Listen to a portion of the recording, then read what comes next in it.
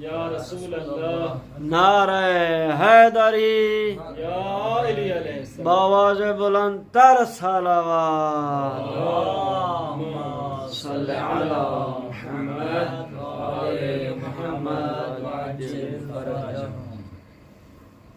ما شاء الله لا حول ولا قوة إلا بالله العلي العظيم.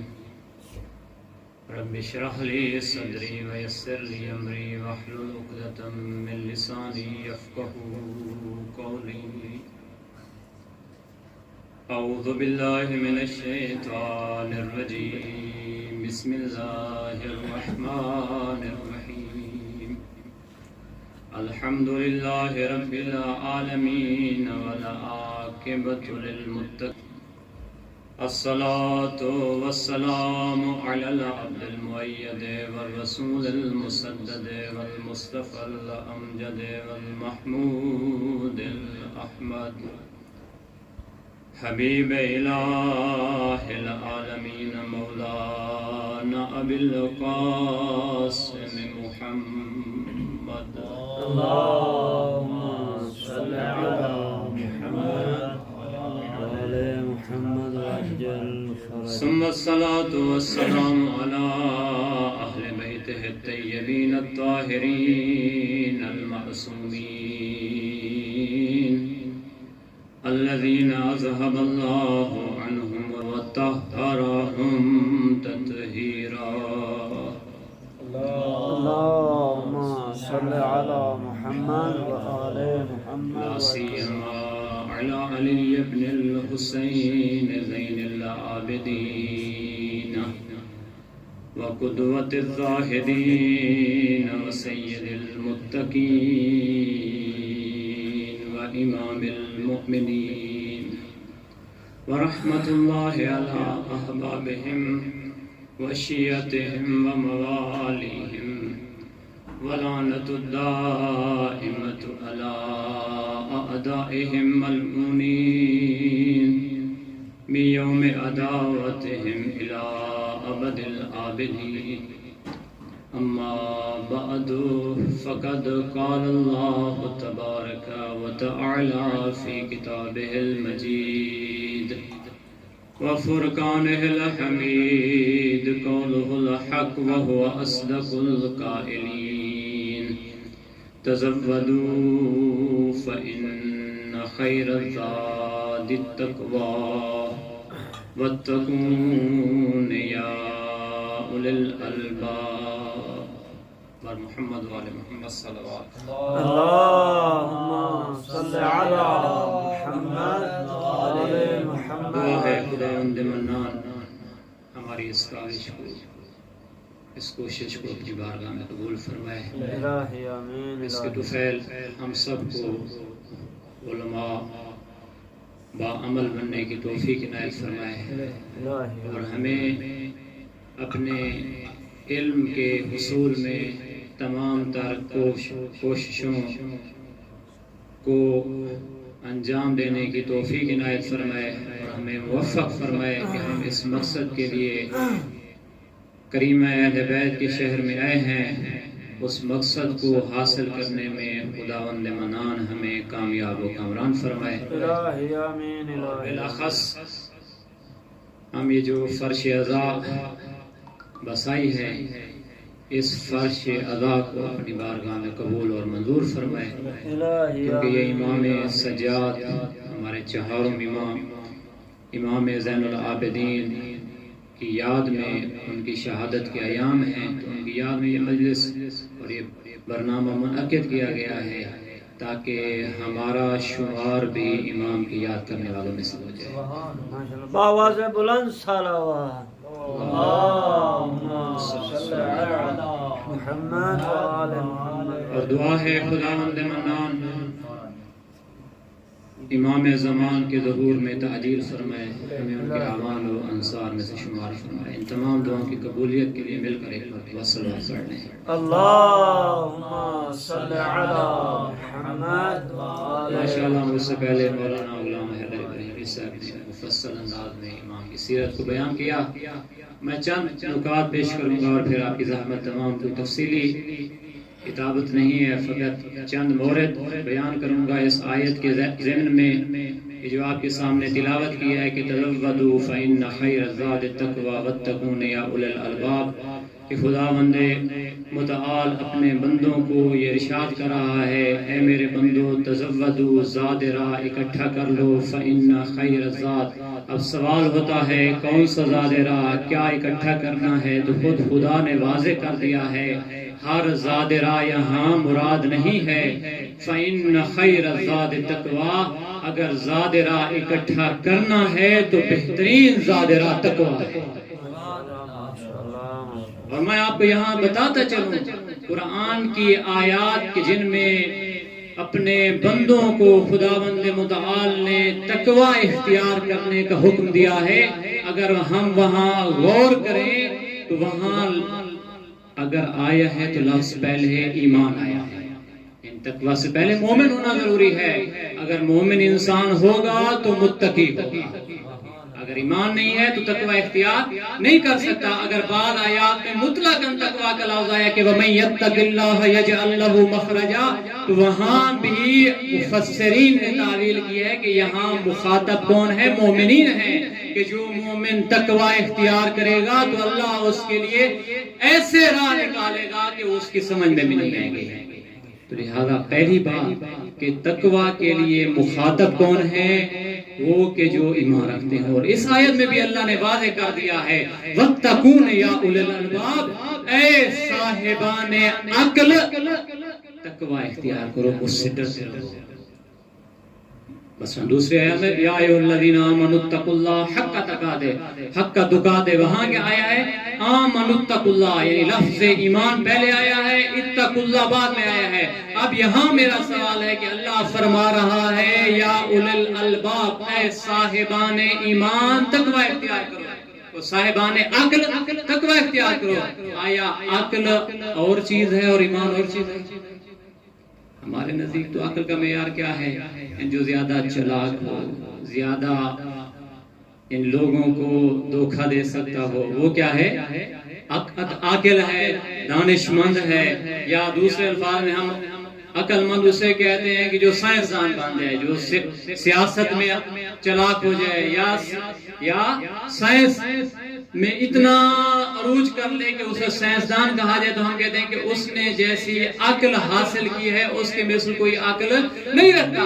لیکن یہاں میں کہوں گا یہ عقل جو آپ سمجھ رہے ہیں یہ قرآن اور روایات کے منافی ہے۔ یہاں کیونکہ خداوند متعال فرما رہا ہے کہ متقی وہ ہے کہ جو تقوی اختیار کرے، متقی وہ ہے کہ جو اللہ سے ڈرے، عقل مند وہ ہے کہ جو اللہ سے ڈرے۔ اور امام جعفر صادق علیہ السلام سے بھی عقل کی تعریف یہ بیان کی گئی ہے کہ امام نے فرمایا عقل یہ نہیں ہے کہ آپ کسی منزل پر، کسی مرتبے پر پہنچ جائیں اور اس پر فخر کریں، بلکہ عقل یہ ہے ما عبد بہ الرحمن وقصب بہ الجنان، عقل کو دیکھنا ہے تو عقل وہی ہے جو اللہ کی عبادت کرے، عقل وہی ہے جو اللہ کی عبادت کرے، عقل مند وہی ہے جو جنت کو حاصل کرے۔ لہذا جو جنت کی طرف قدم نہیں بڑھا رہا تو حقیقتاً وہ احمق ہے، عاقل نہیں ہے، عقل مند نہیں ہے۔ تو لہذا یہ آیت ہمیں بیان کر رہی ہے کہ اگر تقوی اختیار کرو گے تو یقیناً اس دنیا میں بھی کامیاب ہو گئے اور آخرت میں بھی کامیاب ہو جاؤ گے۔ کہ خداوند متعال نے فرمایا کہ بہترین زاد راہ تقوی ہے۔ اور یہاں میں کہوں گا فقط چند جملے امام زین العابدین حضرت علی ابن الحسین علیہ السلام کی شخصیت کے بارے میں کہ اگر ہمیں تقوی حاصل کرنا ہے، ہمیں دیکھنا ہے کہ کس طرح ہمیں متقی بننا چاہیے، تو آئے امام زین العابدین کے پاس میں۔ کیونکہ امام کے تقوی کے اختیار فقط شیعوں نے نہیں کیا، بلکہ اہل سنت کی تاریخیں پڑھیں، اہل سنت کے مورخین سبت ابن جوزی کہ اس کے یہ مشہور الفاظ ہیں امام زین العابدین کے بارے میں کہ اس نے فرمایا ھذا زین العابدین وقدوۃ الزاہدین وسید المتقین وامام المؤمنین۔ جو سبت ابن جوزی کہہ رہا ہے کہ امام زین العابدین متقین کے سردار ہیں۔ اگر کوئی چاہتا ہے تقوی اختیار کرے تو اے امام کے پاس، اور وہاں سے تقویٰ لے. اور ایک اور اہل سنت کے مورخ ہیں جنہوں نے تاریخ دمشق لکھی ہے، محمد ابن مسلم زہری. وہ کہتا ہے کہ کانا علی ابن الحسین افضل اہل زمانہ واحسنہم طاعتا، کہ علی ابن الحسین امام زین العابدین اپنے زمانے کے تمام لوگوں سے برتر تھے. یہ تھوڑا نال بولو ہی بیٹھے تاکہ پتہ چلے کہ کوئی سن دا بھی بیٹھے.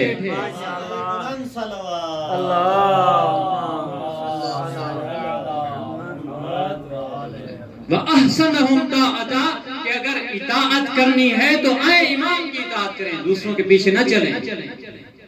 اور اسی طرح ایک اور مشہور فقیہ گزرے ہیں سعید ابن مسیب، کہ انہوں نے جب امام کا تعارف کرایا ہے تو یہ الفاظ بیان کیے کہ ما سمعتو یا ما رأیتو اودعا و اورعا من علی ابن الحسین زین العابدین، کہ میں نے اس جہان میں جتنی زندگی میں نے بسر کی ہے، پوری زندگی کسی کو امین تر اور کسی کو پرہیزگار تر امام زین العابدین سے زیادہ نہیں دیکھا ہے.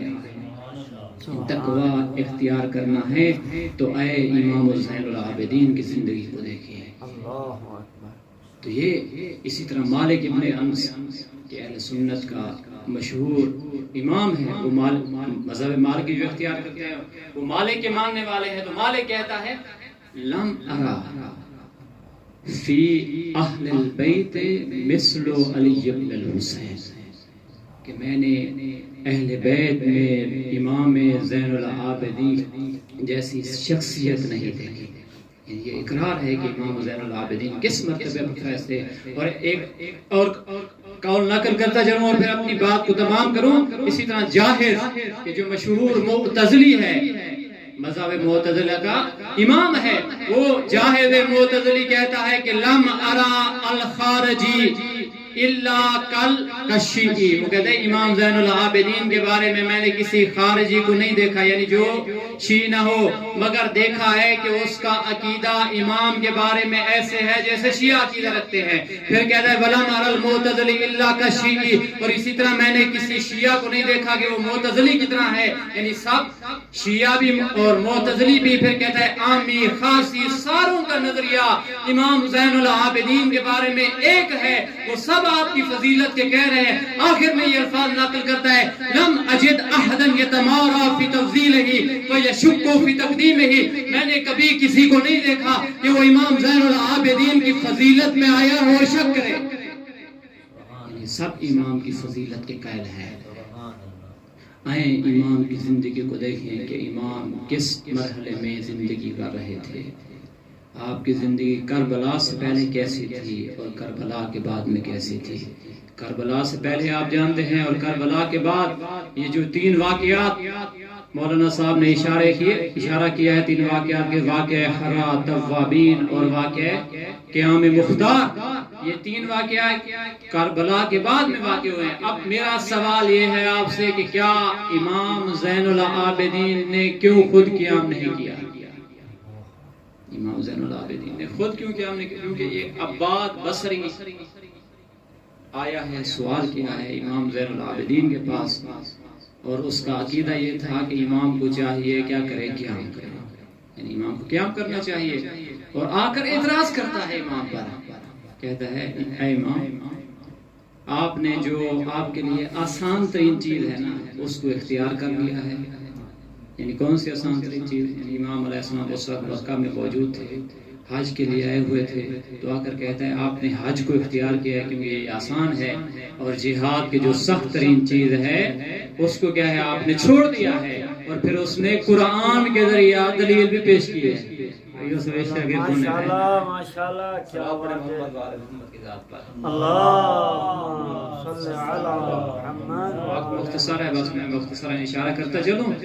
آیا ہے اور اعتراض کر کے پھر کہہ رہا ہے کہ قرآن میں تو آیا ہے کہ اللہ تعالیٰ نے مومنین کے اموال کو بھی اور ان کی جانوں کو بھی خرید لیا ہے. اللہ تعالیٰ نے امام آپ تو اپنی جان کو محفوظ کر رہے ہیں، جہاد کی طرف قدم نہیں بڑھا رہے، تو امام نے فرمایا تو نے آیت کو پورا نہیں پڑھا، آیت کو مکمل پڑھ۔ وہاں آیا ہے کہ کون سے مومنین ساتھ ہونے چاہیے، عابدین ہونے چاہیے، عبادت گزار ہونے چاہیے، توبہ کرنے والے ہونے چاہیے، ایسے کہ جو قدم بھی بڑھائیں۔ تو امام نے پھر اس کو جواب دیا، اگر میرے پاس اس طرح کے چند مومنین بھی ہوتے تو یقیناً میں جہاد کو ترجیح دیتا اور اس کے علاوہ کسی اور چیز کی طرف نہ جاتا۔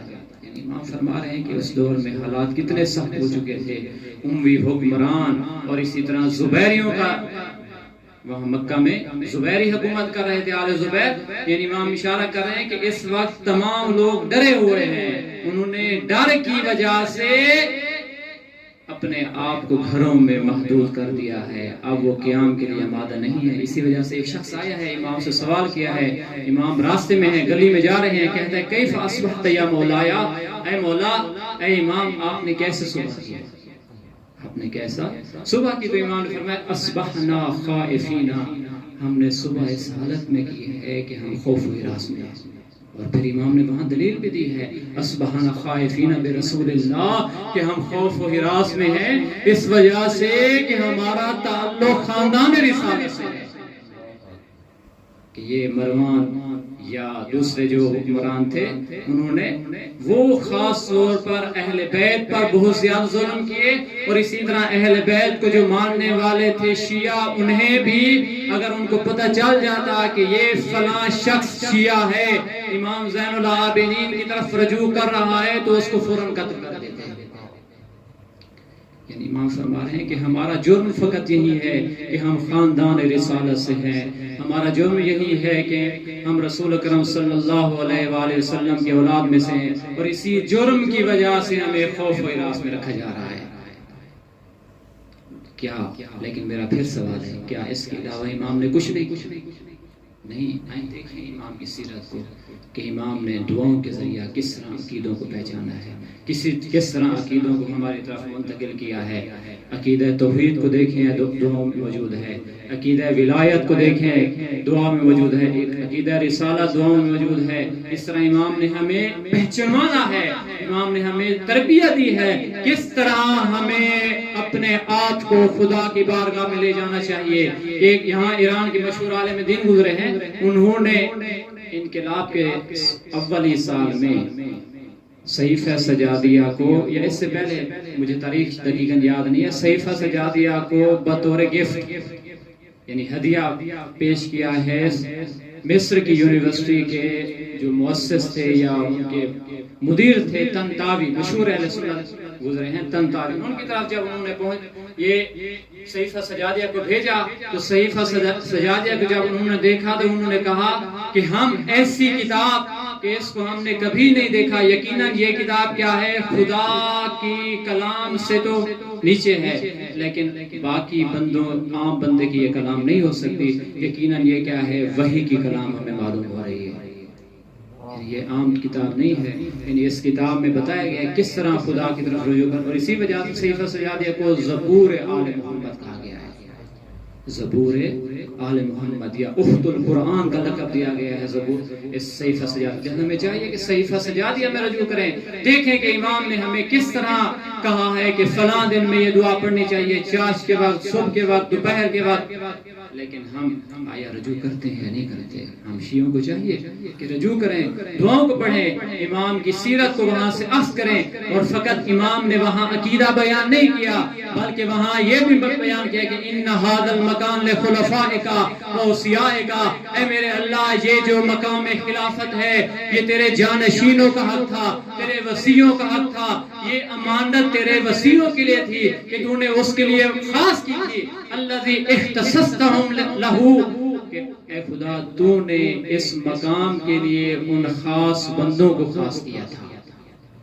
لیکن یہ لوگ آئے اور انہوں نے مقام خلافت پر قبضہ کر لیا، اور پھر امام فرما رہے ہیں، شکوہ کر رہے ہیں، اے اللہ اب تیرے خلفاء، تیرے اوصیاء مغلوب ہو چکے ہیں، اور پھر آخر میں امام نے لعنت کی ہے کہ اللہم لعن اعداءہم من الاولین والآخرین، اے اللہ دشمنان اہل بیت پر چاہے اول ہیں چاہے آخر ہیں سب پر لعنت۔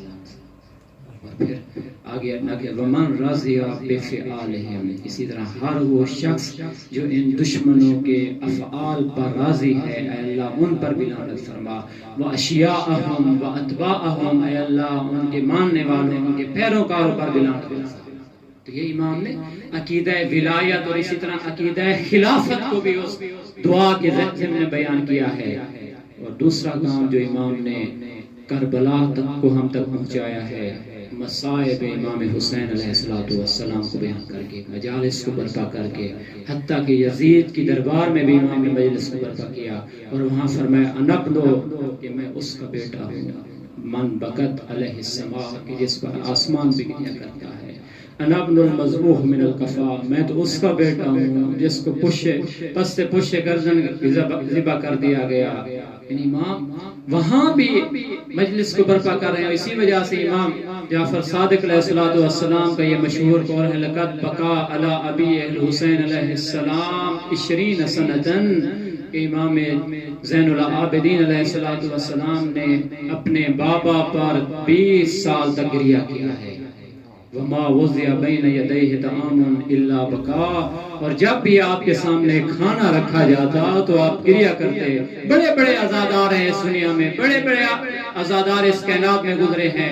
مثلا ایک مثال میں پیش کرتا چلوں، مرزا شرازی بزرگ کہ جو اتنے عزادار ہیں کہ ایک مجلس میں وہ موجود تھے، مسائل پڑھنے والے نے مسائل پر ایک جملہ پڑھا ہے لقد دخلت زینب علی ابن ابی زیاد، کہ زینب ابن زیاد کے دربار میں داخل ہو گئے۔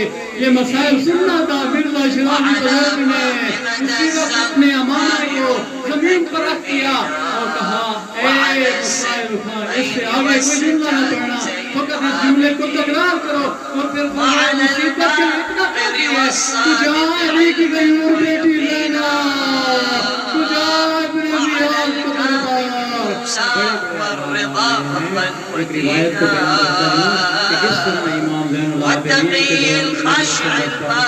میں ایک شخص آیا شہاب الدین بحری، وہ کہتا ہے امام سلوات پڑھے محمد و آل محمد کی ذات پر۔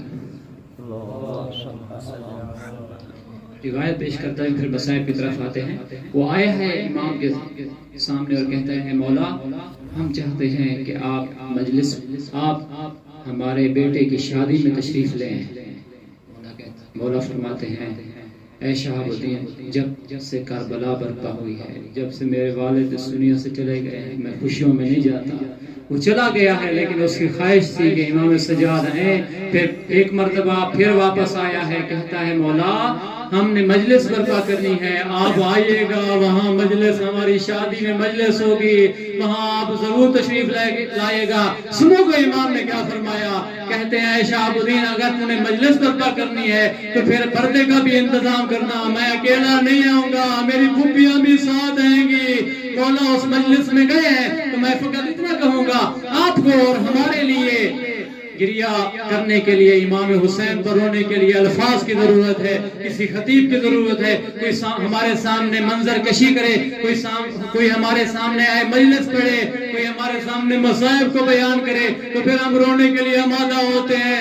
لیکن آئے دیکھیں ہمارے امام زین العابدین اتنی کثرت کے ساتھ گریہ کرتے تھے، فقط یاد امام حسین ان کے لیے کافی ہوتے تھی۔ روایت کے الفاظ ہیں کہ جب بھی افطار کا وقت آتا تو آپ کا غلام آپ کے سامنے پانی کو لے کر آتا تو امام پانی کی طرف نگاہ کرتے تو یہی فرمایا کرتے کیفا اشرب الماء، وہ کیسے میں پانی پیوں، ہے میرا بابا پیاسا مارا گیا۔ اور جیسے ہی کھانا آتا اور فقط یہی کہتے کیفا آکل الطعام وقتل ابی جایا، وہ کیسے میں کھانا کھاؤں، میرا بابا بھوکا مارا گیا۔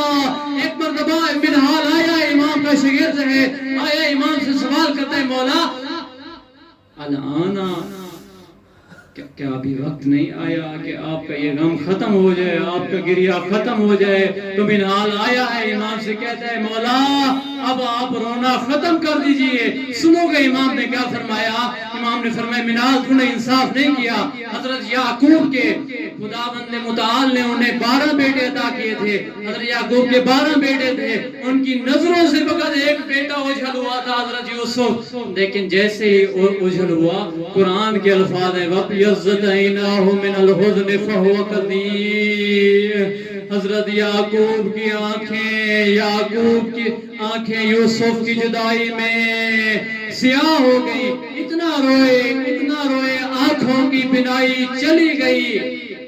اور پھر فرماتے ہیں منحال یعقوب کو اللہ نے 12 بیٹے عطا کیے تھے, فقط ایک بیٹا اس دنیا سے گیا نہیں ہے, فقط نگاہوں سے اوجھل ہوا ہے. اے منال میرے تو 18 فخر یوسف کربلا میں خاک و خون میں گلتا بے غور و کفن پڑ رہے, کیسے میں صبر کروں اور گریہ نہ کروں. منال کہتا ہے مولا وہ تو شہید ہو چکے, شہادت آپ کے گھرانے کی میراث ہے. مولا آپ کو چاہیے اس پر فخر کرنا چاہیے.